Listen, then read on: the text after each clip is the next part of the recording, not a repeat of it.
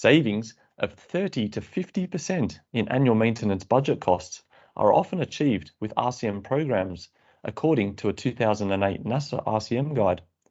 But how does it impact the full facility's life cycle? Well, the life cycle has 4 phases: acquire, operate, maintain, and dispose. RCM affects all of them, but as RCM is typically a zero-based approach, the planning phase affects 2/3 of life cycle expenses.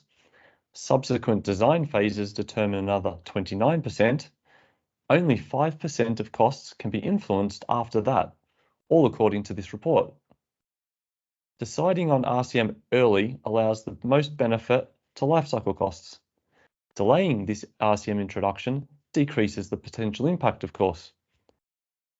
So RCM substantially saves in facility operations through preventive maintenance, condition monitoring, but also adopting RCM in acquisition planning is optimal.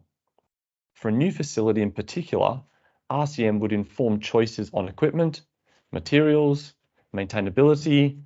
This reduces lifetime maintenance needs. But for an existing facility, RCM guides upgrade decisions on improving reliability, lower costs, improving safety as well. So while RCM reduces operational costs significantly, integration early in the stages optimizes savings over the full life cycle. But it also can be used through other phases to great effect when it's done properly, of course. Thanks for watching.